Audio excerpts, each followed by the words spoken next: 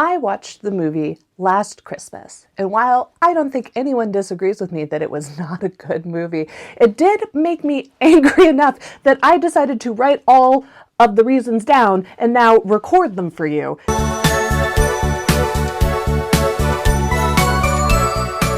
They used Yugoslavian refugee trauma as a B plotline in this movie. The lack of care and specificity and screen time given to Emilia Clarke's family's refugee experience made it seem like something that was hastily tacked on to give her a tragic backstory and make her a little bit more relatable, which is a pretty cheap thing to do when there are not enough refugee stories being made into movies. Besides knowing that war displaced her family sometime after 1999, I cannot tell you anything about Yugoslavia or Yugoslavian culture after watching that movie. It is a Christmas movie. I can't even tell you what Christmas food Yugoslavians make. And food, I would argue, is like the bare minimum, not even stepping over the bar of starting to show any level of cultural competency. It's clear to me that none of the 4 screenwriters who were behind this film, nor the director, had any level of competency around the Yugoslavian, much less maybe even a refugee experience. They didn't even hire a consultant. I am willing to bet you money. It makes me wonder what it would be like if Emilia Clarke's family had been a central plot point to the movie, if it was told from an authentic point of view. I genuinely think that a Christmas story that is centered around a refugee experience could be really powerful and beautiful. Instead, we are given a very flimsy love story that is not strong enough to support a tacked-on refugee storyline.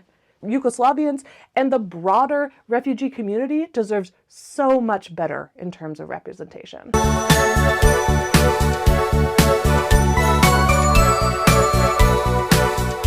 Obviously, Christmas romances are made every single year, and Christmas ghost stories are literally classic. It makes sense to me that a studio would try and Frankenstein those 2 ideas together. But what they get really wrong in their formula is you should not have a Christmas story where someone falls in love with a ghost. To have the theme of the story be a jaded and traumatized woman over the course of the film falling in love through the magic of Christmas with a man, and then have that man who she was falling in love with this entire time actually be dead, ruins the entire movie. It is wild to me that nobody understood that. It is so hard for me to watch that movie and see anything besides Emilia Clarke's character having a break from reality due to mental illness. Even if you were able to see this movie as a love ghost story, what now? Henry Golding is gone. The person who she has been imprinting meaning onto doesn't exist. You know, as someone who deals with mental illness, I know that if I found out that a person who I thought was real and living, that I was falling in love with, that was pulling me out of my depression, was actually dead, that would send me back into illness. It would not send me on to smile at a Christmas concert and sing about how last Christmas they gave me their heart. It was confusing, off-kilter, and felt really, really wrong when that movie ended.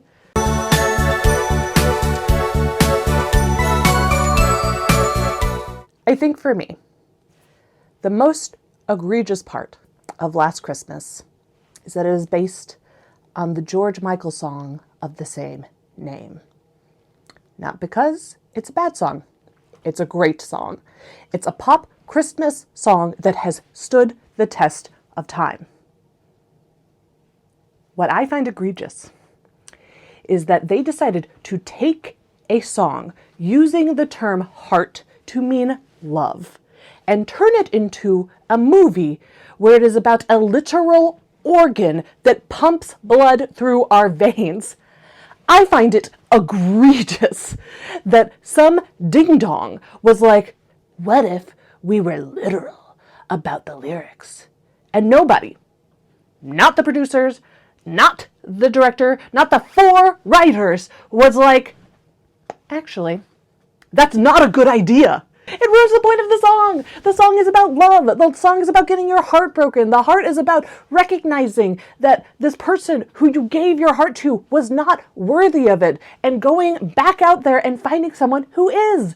It is not about organ donors. And to make it about organ donors completely ruins the song. It gives us one of the most confoundingly bad movies of the 2010s. Is there a version of this movie that could be good? I don't know, but it is possible for it to be better. Number 1, don't try and insert a Yugoslavian refugee story into all this. Put studio money behind refugee writers and directors telling their own stories, with minimal constraints from dominant culture put on it. That's how I would recommend handling that. Okay. So that leaves us with a Christmas ghost love story. And to make the obvious point that I think anyone in the production of Last Christmas could have made, you just want to separate those two things, right? Have a ghost, have a love story, but have that love story be with a living, breathing person. You don't even have to look outside of the original cast. Sue Perkins makes a cameo. Is she not the epitome of a jolly Christmas spirit? Or you could use Laura Evelyn, who I thought gave a great comedic performance as policewoman Churchill. So picture this. Emilia Clarke is such a bad worker that Michelle Yeoh moves her to night shift restocking. Laura Evelyn, in a truck driver's coveralls, is there with the boxes and the crates. It's her last delivery of the night, she says, and she loves Christmas and the store so much that she would happily help Emilia Clarke restock.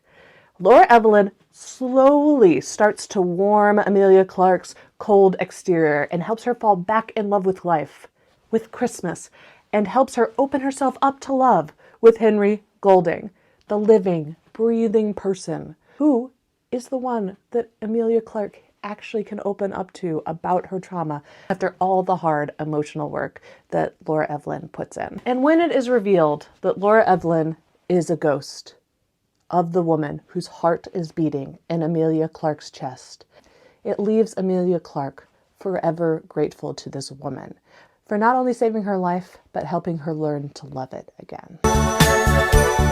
Or, the story starts Last Christmas, where a delightful gay man is completely head over heels with a jerk of a gay man. Cut to Boxing Day, where the jerk of a gay man gets caught cheating. A year later, delightful gay man is still not over that jerk, who loves having that level of power over him and keeps stringing him along.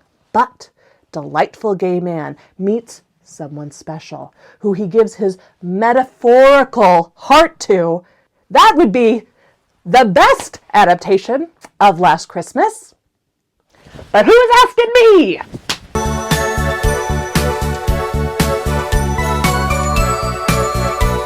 If you were hoping to read or watch something that Last Christmas promised but had no ability to fulfill, may I suggest, if you are interested in watching culturally authentic immigrant stories, may I suggest 2002's My Big Fat Greek Wedding or 2019's The Farewell. If you're looking for a good Christmas ghost story, the Muppets perfected A Christmas Carol in 1992. You can start and end there.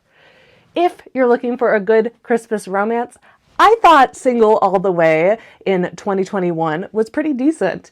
And honestly, I'm embarrassed by how much I liked the Christmas YA romance that Jay Asher wrote that's called What Light. And if you want to watch a lighthearted movie that still manages to deal with England's racial intolerance towards immigrants, but is driven by the music of an 80s pop star, may I recommend 2019's Blinded by the Light. It's based on the true story of a British Pakistani who found himself in the music of Bruce Springsteen. There are so many good movies and books out there. There are so many artists who are telling incredible, authentic stories. And if you would like to invest some of your time and attention to an organization that is solely focused on telling historically underinvited stories, you really should know more about Hinton Publishing.